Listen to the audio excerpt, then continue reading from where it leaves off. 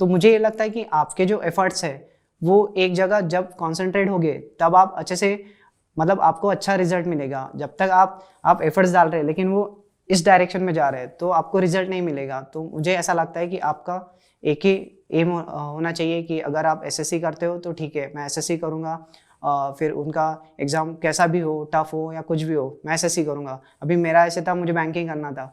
मुझे घर वाले बोलते थे बहुत बार कि आप टेक्निकल के फॉर्म निकल रहे हैं, आप वहाँ पे जाओ, वो भरो, रिलेटिव सजेस्ट करते हैं आपको बेसिकली। तो मुझे पता था कि मुझे बैंकिंग करना है, तो मैंने कभी किसी दूसरे एग्जामिनेशन का फॉर्म नहीं भरा। मेरा एक ही फोकस था कि मुझे बैंक में जॉब लेना है, तो बस मैं बैंकिंग के लिए फुल फ्लेज वही फोकस रखा और आज रिजल्ट सामने है।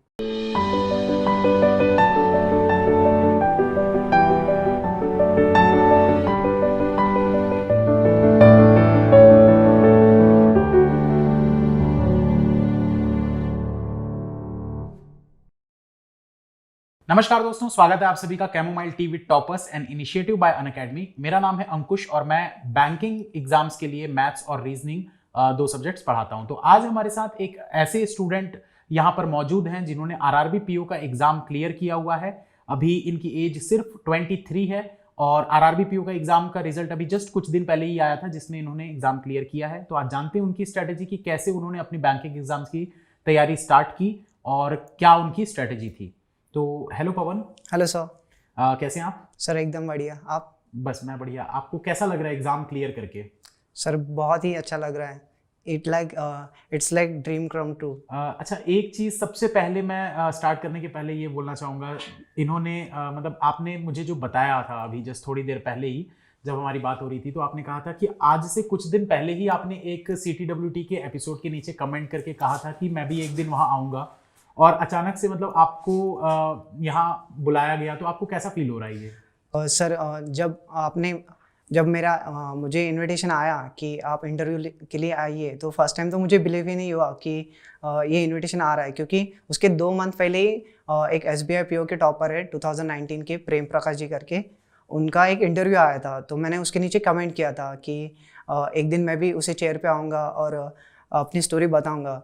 तो मुझे उस टाइम पे तो ऐसा आइडिया नहीं था कि ये कैसे होना पॉसिबल है वगैरह। तो लेकिन जब वो इनविटेशन आया तो 2 मिनट एकदम शॉक हो गया था, लेकिन बाद में बहुत अच्छा लगा। अभी हम स्टार्ट करते हैं पूरी स्ट्रेटजीज एक एक करके। जितने भी स्टूडेंट्स यहाँ पर देख रहे हैं तो उन सभी के लिए आपको हर सब्जेक्ट को अच्छे से डिस्क्राइब करना है कि आपने कैसे तैयारी की, ताकि उनको अगर कोई भी तकलीफ आ रही हो तो वो अपनी प्रॉब्लम्स को रिजॉल्व कर सकें और अपनी तैयारी अच्छे से कर सकें। तो हम स्टार्ट करते हैं सबसे पहले जीके से। तो जीके की तैयारी आपने कैसे की और कहाँ से की? सर जीके के लिए जैसे आपने एडवाइस किया था कि आपने कभी भी 2 सोर्सेस फॉलो करने चाहिए। एक आप किसी ऐप से पढ़िए या वेबसाइट से रोज़ पढ़िए, और एक वीडियो सोर्स रखिए। तो मैंने वही फॉलो किया। एक ऐप से पढ़ता था डेली और एक वीडियो सोर्स फॉलो किया, जिसे मैं वीकली रिवाइज करता था। फिर मंथ एंड में सारे PDF एक साथ बैठ के रिवाइज करना, तो इससे रिटन हो जाता था सब कुछ। इसके अलावा इंग्लिश की तैयारी, या फिर मैं अगर पूछूं तो सबसे पहले मैं आपसे ये पूछना चाहूँगा कि आरआरबी में हिंदी और इंग्लिश दोनों सब्जेक्ट में से किसी एक को चूज किया जाता है, तो आपने हिंदी लिया था या इंग्लिश लिया था? सर मैंने इंग्लिश चूज़ किया था। इंग्लिश। तो इंग्लिश की तैयारी आपने कैसे की थी? सर मैं बस डेली न्यूज़पेपर रीड करता था। डेली एडिटोरियल का कॉलम रहता है, वो रीड करता था। उससे रीडिंग हैबिट बढ़ी और रीडिंग हैबिट की वजह से स्पीड बढ़ी। तो उसकी वजह से मेरा ग्रामेटिकल कंसेप्ट भी क्लियर हुआ और वोकैब्स का भी कंसेप्ट उसी से क्लियर हो गया।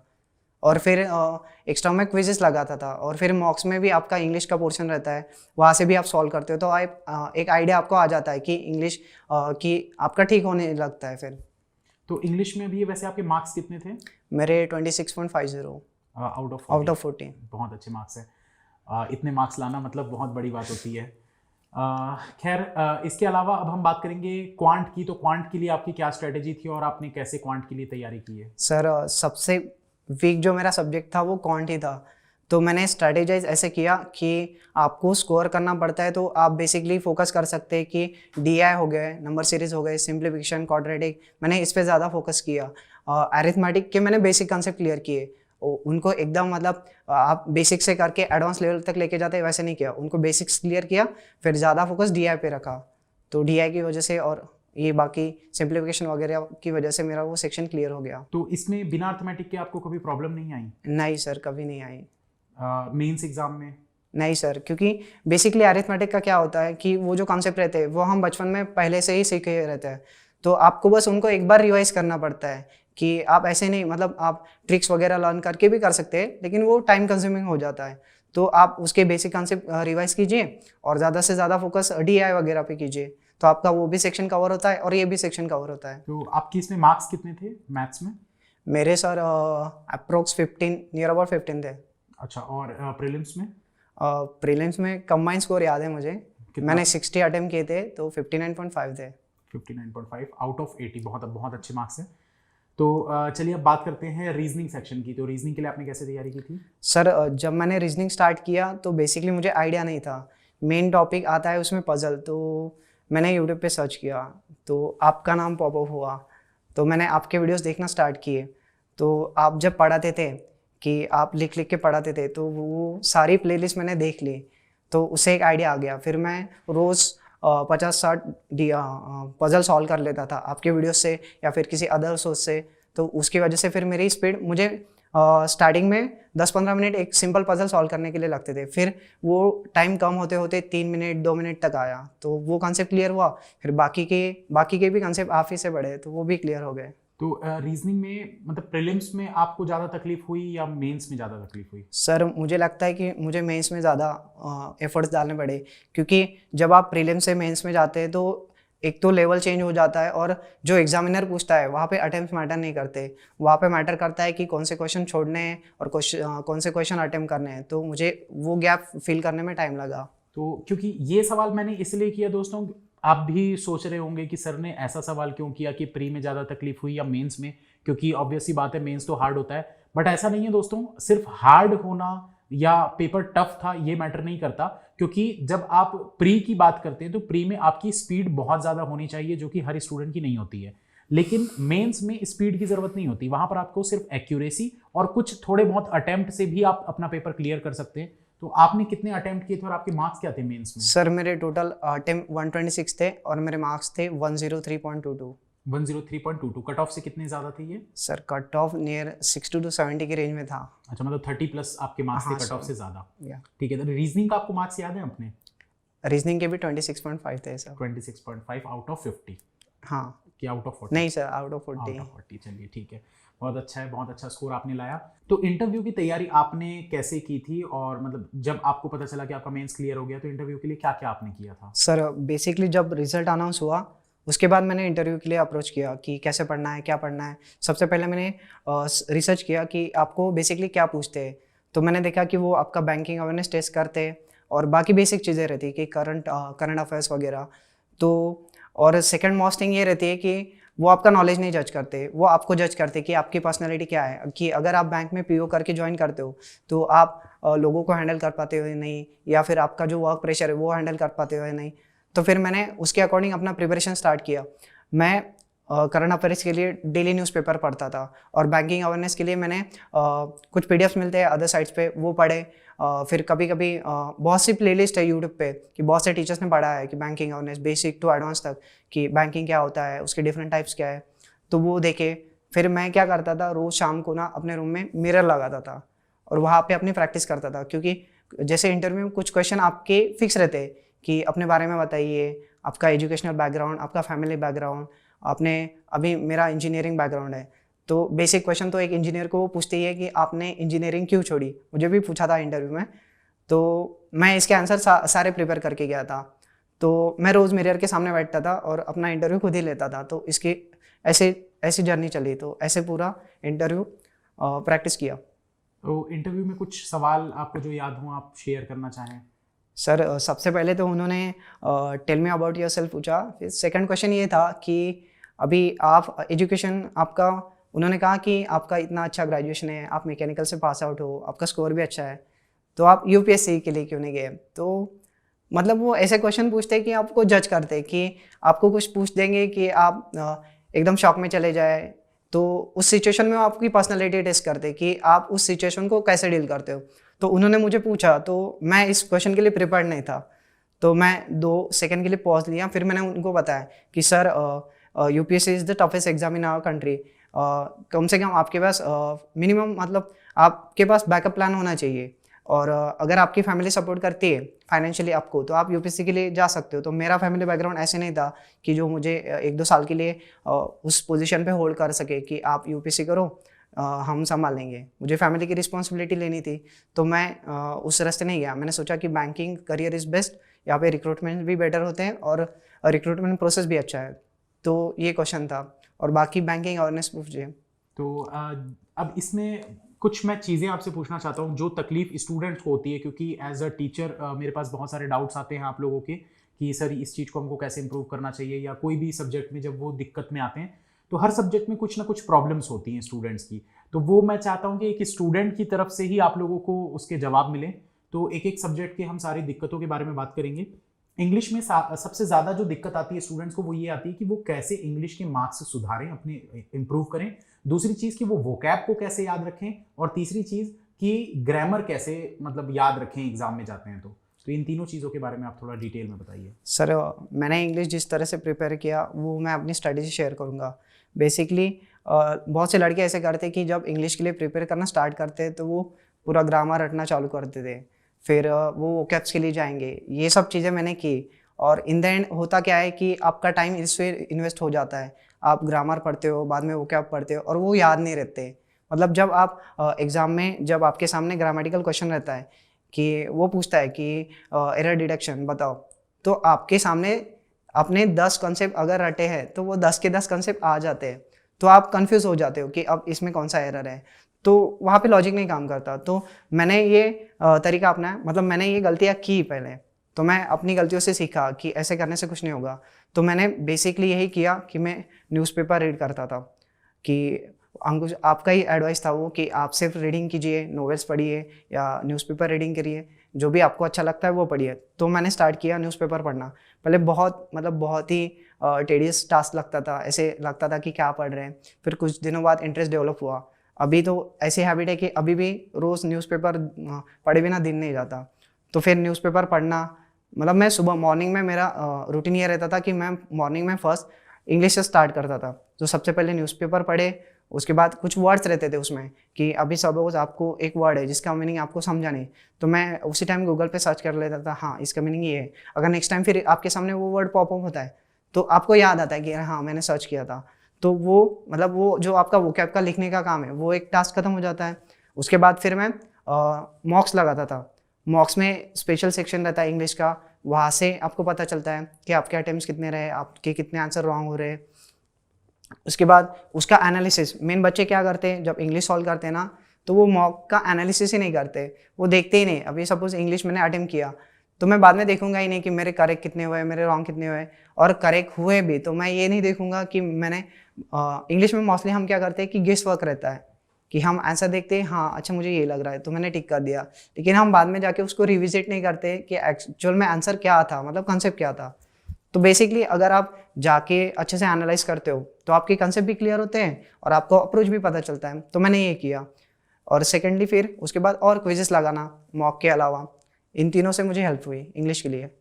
इसके अलावा अब दूसरे सब्जेक्ट की अगर हम बात करें तो वो है जीके। जीके में काफ़ी सारे स्टूडेंट्स का ये सवाल रहता है कि सर हमको जीके याद नहीं रहता, मतलब हम कितना भी पढ़ लें, 6 महीने का पढ़ लें, पर एग्जाम में जाके जो क्वेश्चंस आते हैं तो हम भूल जाते हैं या हम कंफ्यूज हो जाते हैं क्योंकि वही वही ऑप्शंस हमको दिख रहे हैं। तो इसके लिए आपने क्या किया था कि जीके अच्छा हो जाए?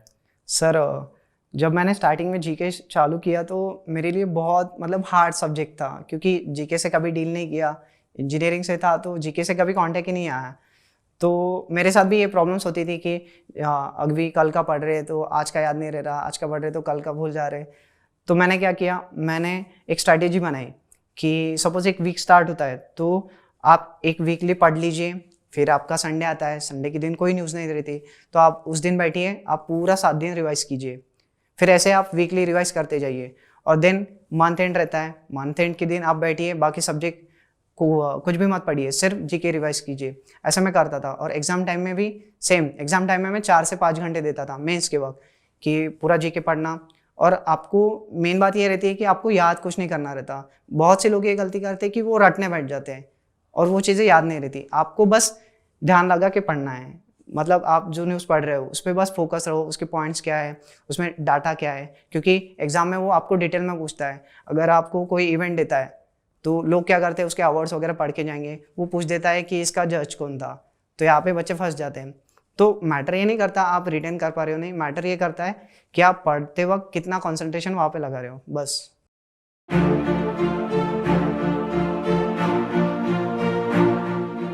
रीजनिंग का एक टॉपिक पजल और सिटिंग अरेंजमेंट जो कि बहुत इंपॉर्टेंट होता है, अगर आपने ये बनाना सीख लिया तो 50% रीजनिंग तो आपका ऐसे ही कंप्लीट हो जाता है।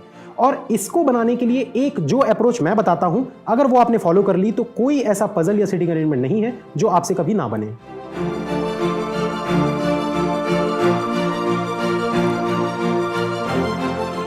बैंक के एग्जाम को क्रैक करने के लिए एक टेक्निक जो आपको पता होनी चाहिए वो ये है कि कौन से क्वेश्चंस अटेम्प्ट करने हैं, इससे ज्यादा इंपॉर्टेंट होता है कि कौन से क्वेश्चंस को आपको स्किप करना चाहिए। एग्जाम को क्रैक करने के लिए एक अच्छी स्पीड और एक्यूरेसी का होना जरूरी है, तो मैं आपको यह सिखा सकता हूं कि आप स्पीड को बरकरार रखते हुए अपनी एक्यूरेसी भी कैसे मेंटेन कर सकते हैं। 0.25 से सिलेक्शन रुक जाने की जो फीलिंग होती है वो मुझसे बेहतर कोई नहीं जानता, लेकिन सिलेक्शन ना होने के बाद भी एक जुनून होना ये बहुत बड़ी बात होती है। और इसी जुनून को लेकर मैं आगे बढ़ता चला गया, अपनी गलतियों से कुछ सीखता गया और उन्हीं गलतियों को इम्प्रूव करते हुए जब 2017 में मैंने एग्ज़ाम दिया तो मेरे काफ़ी सारे पेपर क्लियर हुए, जैसे कि bank of Baroda PO, Indian bank PO, RRB PO, RRB clerk और आईडीबीआई पीओ।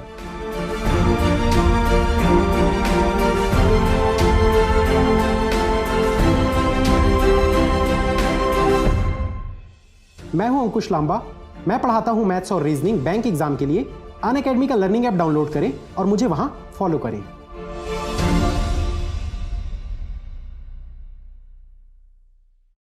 क्वांट में एक जो बहुत ज़्यादा दिक्कत आती है स्टूडेंट्स को, मेरे साथ भी आई थी क्योंकि मैंने भी ये दिक्कत बहुत झेली। क्वांट में मैं भी बहुत वीक था शुरुआत में जब मैंने तैयारी चालू की थी। तो अर्थमेटिक का बड़ा प्रॉब्लम आता है कि अर्थमेटिक अगर हम नहीं, मतलब एक डर बैठ जाता है कि अगर हम अर्थमेटिक नहीं करेंगे तो हमारा तो मैथ्स क्लियर ही नहीं हो सकता, या अर्थमेटिक मतलब हमको पूरा ही करना पड़ेगा, या फिर अर्थमेटिक के क्वेश्चंस बार बार बनाते रहना डेली बेसिस पर।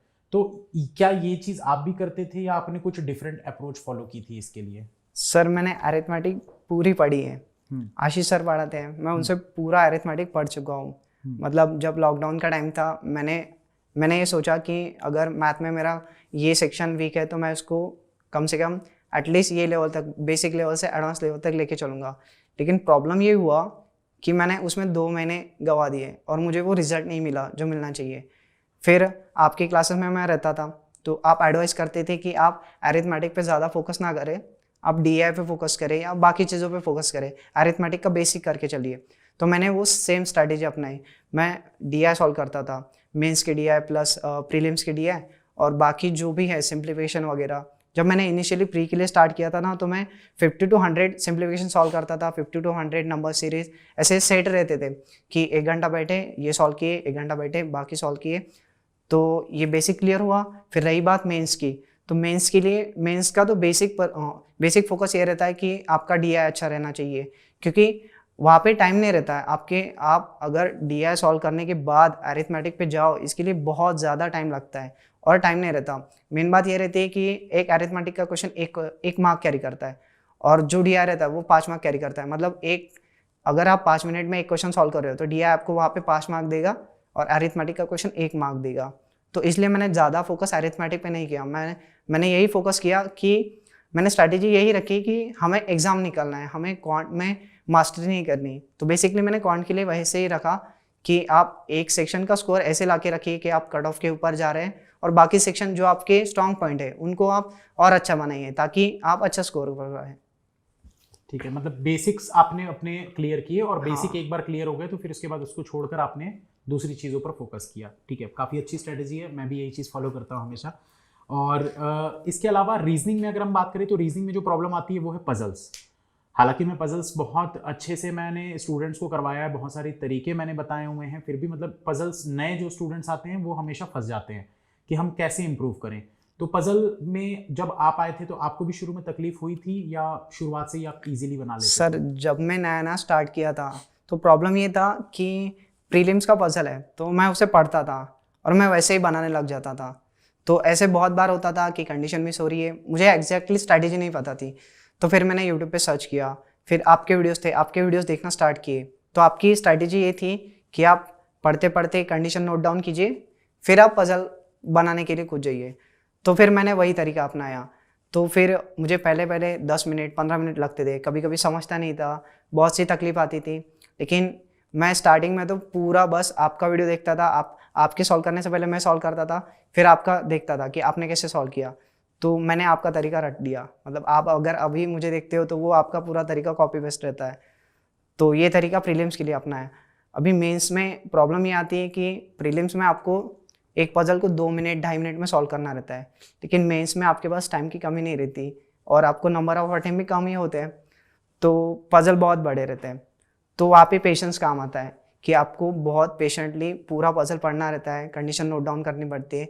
यहाँ पे बच्चे क्या करते हैं कि वो जल्दी करते हैं, और जल्दी जल्दी में मेरा ये एक्सपीरियंस है कि आप जल्दी जल्दी जब कोई चीज़ करने जाते हैं तो आप वहाँ पे चीज़ें मिस कर देते हैं। एक सेंटेंस मिस हो जाता है, एक कंडीशन रह जाती है। अगर एक कंडीशन वहाँ पे रह जाती है तो लास्ट में पजल बनता ही नहीं है। फिर बच्चे बोलते हैं कि मेंस की पजल टफ रहते हैं। एक्चुअली वो टफ नहीं रहते। जितना बड़ा पजल रहता उतनी ज़्यादा कंडीशन रहती, और जितनी ज़्यादा कंडीशन रहती उतना वो ईजी रहता है। तो मैं आपको फॉलो करता था, मैं आपके क्लासेस में रहता था, आप टाइम देते थे कि आप 30 मिनट दिए आपने कि आप बनाओ। तो लड़के क्या करते थे, अभी कुछ लोग सॉल्व करते सीरियसली, बाकी लोग सर नहीं आ रहा, मतलब पहले ही गिव अप कर देते।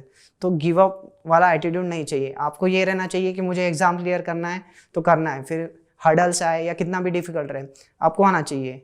तो बस मैं सॉल्व करता था और बाद में आपका एक्सप्लेनेशन आता था कि ये ऐसे करना चाहिए। मतलब अभी मैं सॉल्व कर रहा हूँ और आपका तरीका, तो वहाँ पे मुझे समझ आता है कि ये मैं गलतियाँ कर रहा हूँ, मैंने ये कंडीशन सेलेक्ट करनी चाहिए थी।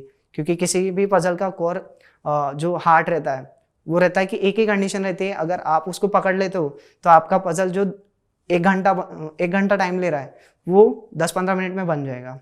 तो यही स्ट्रेटेजी अपनाई। तो पवन, एक चीज़ मैं पूछना चाहूँगा जो स्टूडेंट्स का सवाल रहता है बार बार कि डेली रूटीन क्या था, क्योंकि एक सिलेक्टेड स्टूडेंट का रूटीन जानने के लिए बहुत इंटरेस्टेड रहते हैं सारे स्टूडेंट्स कि आप क्या रूटीन फॉलो करते थे। तो मतलब सुबह से लेकर रात तक का आपका क्या क्या रूटीन रहता था, क्लासेस, पढ़ना, सेल्फ स्टडी, सब कुछ आप एक बार डिटेल में बताइए। सर मेरी एडवाइस यही रहेगी सबके लिए कि आप किसी का रूटीन फॉलो ना करें। एग्जैक्टली क्या होता है कि आपके कुछ हैबिट्स रहते हैं। अभी मेरे हैबिट्स ऐसे थे कि मुझे सुबह पढ़ना अच्छा लगता है, तो मैं सुबह 5 बजे उठता था, फिर 6 बजे तक आपका फ्रेश होना हो जाता है, फिर मैं इंग्लिश पढ़ने बैठ जाता था। इंग्लिश पढ़ने के लिए मुझे 10 बज जाते थे, मतलब न्यूज़पेपर रीडिंग करना, उसके बाद आप क्विजेस अटेम्प्ट करते हो, आप आरसीज वगैरह सॉल्व करते हो। ये मेरा रूटीन 10 बजे तक चलता था। फिर 10 बजे एक ब्रेक लिया, फिर मैं 11 बजे से मैथ के लिए बैठता था, तो मैथ सॉल्व किए, अभी क्विजेस लगाए, फिर DIS थे, DI सॉल्व किए, या किसी वीडियो से एक DI उठाया वो सॉल्व किया। ये चलता था 2 बजे तक। 2 बजे तक फिर आप खाना खाते हो, उसके बाद आपको नींद आती है तो आप 1 घंटे और रेस्ट कर लीजिए। उसके बाद शाम को मैं रीजनिंग पढ़ता था। तो रीजनिंग में कैसा रहता है, कभी कभी एग्ज़ाम में वो सेक्शन लास्ट में आता है, मतलब आपको फर्स्ट 2 सेक्शन से डील करने के बाद आपका माइंड थोड़ा सा वर्क करना, मतलब कम आपका कंसंट्रेशन हट जाता है। तो इसलिए मैं रीजनिंग को लास्ट में रखता था कि ताकि आपको एग्ज़ाम का जो एक्सपीरियंस है वो वहाँ पे घर पे भी मिले। तो रीजनिंग के पजल सॉल्व करना या फिर क्विजेस रहते थे, और ये होने के बाद फिर रात में जो रहता था वो GK पढ़ता था कि डेज, मतलब रात के अभी ऐप्स पे बहुत सारे न्यूज़ कलेक्ट होते हैं, दिन भर के न्यूज़ कलेक्ट होते हैं। तो अगर आप 7 बजे बैठे तो आपको पूरा पढ़ने को मिल जाएगा। तो 7 बजे तक पढ़ लिया, फिर सोने से पहले आप एक GK का वीडियो देखेंगे। मैं 2 सोर्सेस फॉलो करता था, तो GK का वीडियो देख लिया, फिर सो गए। फिर यही डेली रूटीन रहता था। तो ये रूटीन से आपको क्या फ़ायदा मिला, और मतलब ये रूटीन आप शुरुआत से फॉलो कर रहे थे या बीच में आपने कुछ रूटीन अपना चेंज किया? क्योंकि एक प्रॉब्लम होती है हमारे साथ कि हम कुछ रूटीन फॉलो कर रहे होते हैं, उससे हमको फ़ायदा नहीं मिल रहा होता, फिर हमको कुछ चेंजेस करने होते हैं। तो ऐसा आपके साथ हुआ था? सर बहुत बार हुआ है, मैंने बहुत बार अपना रूटीन चेंज किया है। एक्चुअली होता क्या है कि हमारे एग्ज़ाम आ जाते हैं, तो आपका कभी प्री आता है, कभी मेंस आता है, तो आपकी प्री की स्ट्रैटेजी अलग रहती है। कि आपने जैसे बताया कि प्री में आपका स्पीड और एक्यूरेसी मैटर करता है, मेंस में ऐसा नहीं रहता। मेंस में आपकी स्पीड कम रहे तो चलता है, लेकिन आपकी एक्यूरेसी अच्छी रहनी चाहिए। तो जब प्री रहता था तो मैं यही रूटीन फॉलो करता था, लेकिन जब मेंस आता था तो मेन दिक्कत ये जाती थी कि आप प्री और मेंस दोनों को बैलेंस करना बहुत बहुत मुश्किल होता है। तो स्टार्टिंग में मुझे होता था कि मैं बैलेंस नहीं कर पाता था दोनों चीज़ें। तो मैंने क्या किया कि मैंने जो प्री का सेक्शन है वो सुबह पूरा शिफ्ट कर दिया कि सुबह 12 बजे तक प्री का पढ़ना, मॉक देना, फिर उसका एनालिसिस करना, फिर पूरा क्वेश्चन सॉल्व करना, ये 12 बजे तक चलता था। फिर 12 बजे के बाद मैं बैठता था मेंस के लिए। मेंस का मॉक दिए या फिर सबमिट किए, उसके क्वेश्चन सॉल्व करते करते आपका दिन खत्म हो जाता है। और रात में फिर आप जब आपका अभी रात में जब आप पढ़ने बैठते हैं कि आपने मॉक सॉल्व किए 2 मॉक, तो उसके बाद आपकी एनर्जी लेवल बहुत लो हो जाता है। तो आप फिर उस टाइम पे जीए पढ़ सकते हैं। तो मैं उस टाइम पे जीए पढ़ता था। तो बेसिकली मेरी स्ट्रैटेजी दोनों बार चेंज होती थी, प्री के टाइम अलग और मेंस के टाइम डिफरेंट। तो इससे आपको हेल्प मतलब कैसे मिले? पहले वाली स्ट्रेटेजी से आपको ज़्यादा फायदा मिला या बाद वाली स्ट्रेटेजी से ज़्यादा फायदा मिला? सर एक्चुअली सेकंड वाली से मिला, क्योंकि फर्स्ट वाली स्ट्रैटेजी ये है कि वो रिजिड है। आप 21 डेज या 20 डेज फॉलो करोगे, उसके बाद आपको बोरिंग हो जाता है, वो आप कंसिस्टेंटली फॉलो नहीं कर पाते। तो आपको ये करना चाहिए कि आपको डिफरेंट ट्राई करना चाहिए। फिर आपको भी पता चलता है कि हाँ यार, मैं सुबह पढ़ सकता हूँ, या मैं दोपहर में नहीं पढ़ सकता, या रात में मैं अच्छे से पढ़ाई कर सकता हूँ, रात में शांति रहती है। तो ये जो स्ट्रैटेजी चेंज करने का जो इफेक्ट था वो मुझे बाद में बहुत मिला। मैं इसमें जाके इसके इफेक्ट दिखे। आपने बैंकिंग को ही क्यों चूज़ किया? मतलब वैसे तो बहुत सारे एग्जाम्स हैं जिनको आप तैयारी जिनकी कर सकते हैं, और आपने मतलब इतनी कम एज में, जैसे आप आरआरबी पीओ बन चुके हैं 23 में, तो आपने बैंकिंग ही क्यों चूज़ किया? एक्चुअली मैंने अपना ग्रेजुएशन 2019 में कंप्लीट किया, और जब मैं पास आउट हुआ तो मेरे माइंड में ये आइडिया भी नहीं था कि मैं बैंकिंग में जाऊंगा।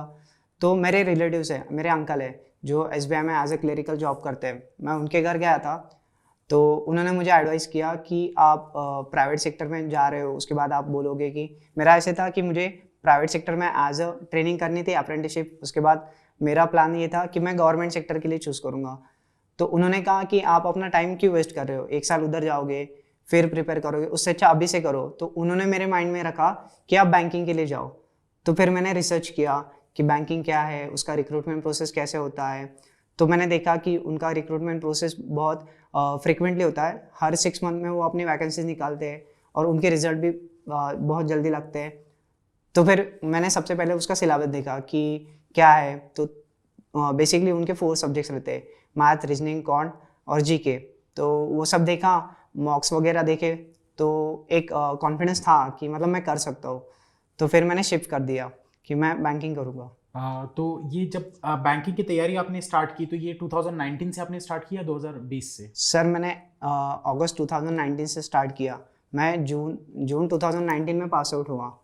उसके बाद मैंने रिसर्च की कि क्या है एग्जैक्टली कि हम जिस फील्ड में जा रहे हैं उसका बेसिक स्ट्रक्चर क्या है। तो ये रिसर्च करने के बाद फिर मैंने कंक्लूड किया कि हाँ अपन कर सकते हैं।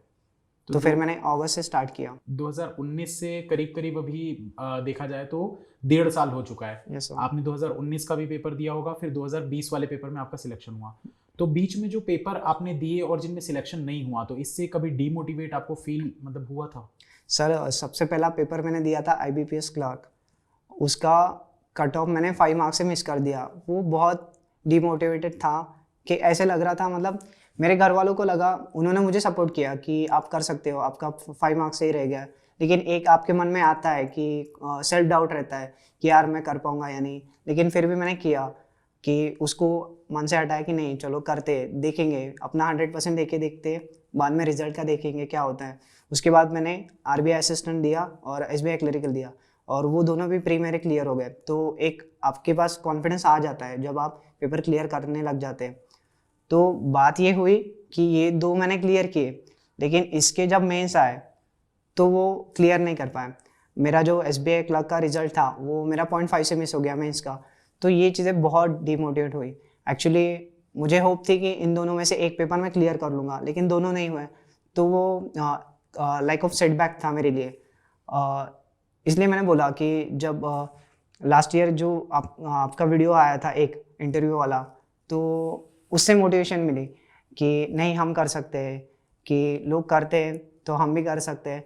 तो फिर मैंने अपना बस प्रिपरेशन पे ध्यान दिया कि अपनी कंपटीशन खुद से रखी कि नहीं मुझे खुद को इम्प्रूव करना है, मैं कर सकता हूँ, यही एटीट्यूड रखा, और उसके बाद में फिर रिजल्ट आने चालू हुए। चलिए, तो इसके लिए मैं आप मतलब अगर आप स्टूडेंट्स को कुछ राय देना चाहें, कुछ मतलब अपना एडवाइस देना चाहें, तो बिल्कुल आप स्टूडेंट्स को एडवाइस दे सकते हैं। सर मेरा एडवाइस ये रहेगा कि बहुत बार ऐसे होता है कि आपके रिजल्ट नहीं आते हैं तो आप डिमोटिवेट फील करते हैं।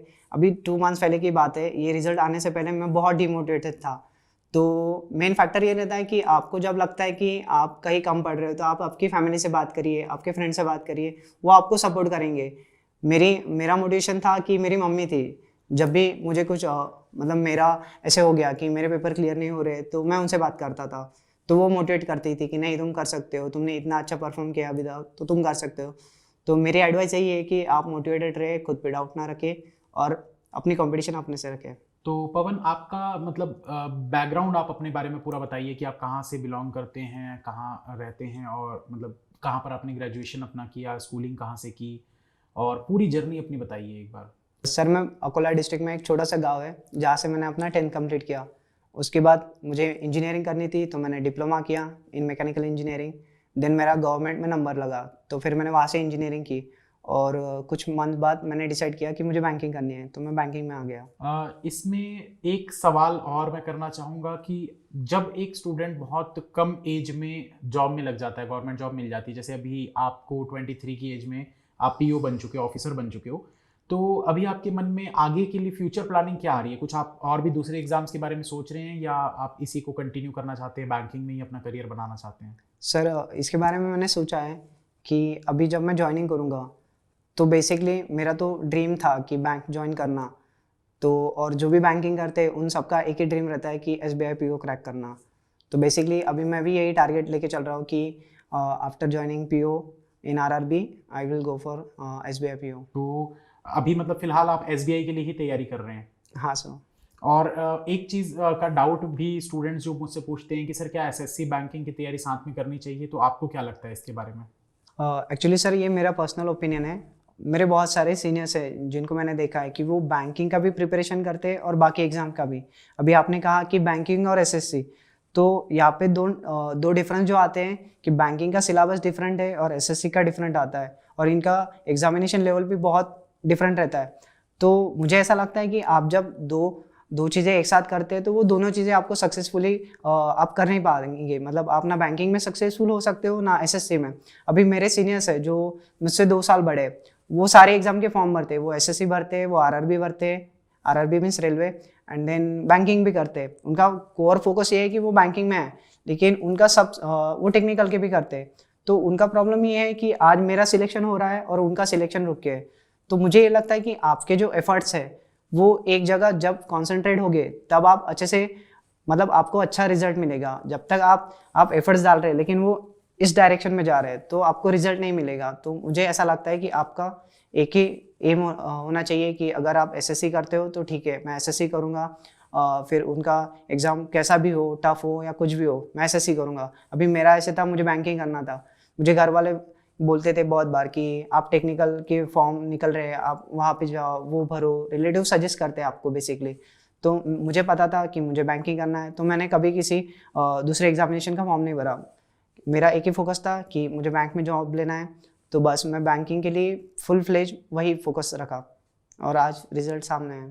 तो दोस्तों, इस चीज़ के लिए मैं भी अपनी एडवाइस आप लोगों को ये देना चाहूँगा, जो मेरी पर्सनल ओपिनियन है मेरा, कि कभी भी अगर आप किसी भी एग्ज़ाम की तैयारी कर रहे हैं तो सबसे पहले तो ये सोचिए कि आप क्यों कर रहे हैं।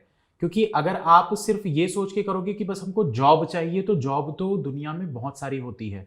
अगर आपको सरकारी नौकरी चाहिए तो सरकारी नौकरी भी बहुत तरीके की होती है। आपको अपना एक गोल सेट करना पड़ेगा जो बहुत ज़रूरी है उस गोल तक पहुँचने के लिए। क्योंकि अगर आपने अपना कोई गोल ही सेट नहीं किया है तो आप कहाँ पहुँचना चाह रहे हो वो आपके दिमाग को नहीं पता। तो पहले अपना एक गोल सेट करिए, मुझे रेलवे में जाना है, एसएससी में जाना है, बैंकिंग में जाना है। जब आपका एक गोल फिक्स हो जाएगा तभी आप उस मंजिल की ओर जा पाएंगे। तो भवन, आपकी पूरी प्रिपरेशन के समय में सबसे ज़्यादा मोटिवेशन आपको किसने दिया, सपोर्ट आपको किसने किया, जिसका सपोर्ट मतलब आपको आज यहाँ तक लेकर आया है? सर बेसिकली मैंने जब अपना प्रिपरेशन स्टार्ट किया तो मेरे अंकल ने, मैंने आपको जैसे फर्स्टली बताया था कि मेरे अंकल ने मुझे सजेस्ट किया था कि आप बैंकिंग में आओ, तो मैं उन्हीं के यहाँ पे रह के प्रिपरेशन करता था। तो जब भी ऐसे होता था बहुत बार कि आप पढ़ रहे हो, आपको डिमोटिवेट होता है, तो वहाँ पे मेरी फैमिली थी, रिलेटिव्स थे, वो मुझे मोटिवेट करते थे। और सबसे जो मेरे लाइफ में मोटिवेटिंग फैक्टर जो रहा है वो मेरी मदर है। उन्होंने मुझे बहुत मोटिवेट किया है। जब भी कोई रिजल्ट नहीं आता है या कोई सेटबैक आता है या कहीं फेल हो जाते थे तो वो सपोर्ट करती थी कि नहीं आप कर सकते हो, आप बस आपके एफर्ट्स रखिए, आप में वो पोटेंशियल है। तो उनका मेरी जर्नी में बहुत सबसे ज़्यादा पार्ट है। फिर लास्ट में मेरे फ्रेंड्स भी बहुत सारे अभी वो भी ऐसे सपोर्ट करते हैं। मतलब मैं जब प्रिपरेशन करता था, हमारा 3 लड़कों का ग्रुप था, तो हम साथ में पढ़ते थे, साथ में मॉक देना। जब आप साथ में मॉक्स वगैरह देते हैं ना, तो आपके बीच में कंपटीशन का एनवायरनमेंट भी रहता है और वो हेल्दी भी रहता है कि अभी आपका पढ़ने का मूड नहीं है, लेकिन आपके फ्रेंड्स वहाँ पे पढ़ रहे हैं, तो आपकी भी इच्छा होती है कि चल यार मैं भी 1-2 घंटे पढ़ लेता हूँ, क्या होता है। तो ये जो एनवायरनमेंट क्रिएट होता है, ये आपके प्रिपरेशन में अल्टीमेटली हेल्प करता है। तो मुझे लगता है कि आपको ये एनवायरनमेंट अपने आजू बाजू में रखना चाहिए। तो पवन, बहुत सारी अब पढ़ाई की बातें हो गई, तो अब पढ़ाई से हटकर थोड़ा सा हम बात करते हैं। यहाँ पर मैं कुछ चीज़ें आपसे पूछूंगा, कुछ क्वेश्चंस पूछूंगा, रैपिड फायर होगा। आपको जो भी आंसर आपके मन में आए, सबसे पहले दिमाग में आए, आपको वो आंसर देना है। जी सर। अगर आप पास्ट में जाकर किसी से मिलना चाहेंगे तो वो इंसान कौन होगा? सर मेरे पापा। अच्छा। और अगर आपको एक सुपर पावर दिया जाए तो आपके पास सुपर पावर क्या होनी चाहिए? सर सुपर पावर ये होनी चाहिए कि जो अपना कंट्री का एजुकेशन सिस्टम है उसको रिफॉर्म करने की बहुत, ऐसे मुझे मेरा ओपिनियन है कि उसमें रिफॉर्म लाने की बहुत ज़्यादा ज़रूरत है। तो मुझे ऐसा लगता है कि वो सुपर पावर मुझ में होनी चाहिए कि मैं वो सिस्टम चेंज कर सकूँ। Best moment of your life? Sir ये वाला प्रेजेंट आपके सामने बैठे वाला। बहुत अच्छा लगा पवन आपसे मिलके। और बस मैं आपसे ये कहना चाहूँगा, अगर आपका कोई फ्रेंड है जिन्होंने कोई एग्ज़ाम क्लियर किया हो और आप उनको अगर टैग करना चाहते हैं कैमोमाइल टीम में आने के लिए, तो आप बिल्कुल उनका नाम ले सकते हैं और उनको टैग कर सकते हैं। Sure sir. मेरी एक फ्रेंड है, उसका नाम निकिता आउलीवालिया है। उसने अभी रिसेंटली RRB PO भी क्रैक किया है, उसका SBI PO का भी इंटरव्यू हुआ है और IBPS PO का भी इंटरव्यू हुआ है। तो ये सारे रिजल्ट उसके अवेटेड है, तो मैं उसे टैग करना चाहूँगा। तो निकिता जी, उम्मीद करते हैं कि बहुत जल्द हमारी टीम आपसे कांटेक्ट करेगी और आप बहुत जल्द यहाँ आकर अपनी स्ट्रेटेजीज हमारे साथ शेयर करेंगी। पवन, बहुत अच्छा लगा आज आपसे बात करके। बहुत सारी चीज़ें जानने को मिली, स्टूडेंट्स की कई सारी स्ट्रेटेजीज जो वो जानना चाहते हैं, जो डाउट्स होते हैं उनके मन में, वो बहुत सारी चीज़ें आपने क्लियर की।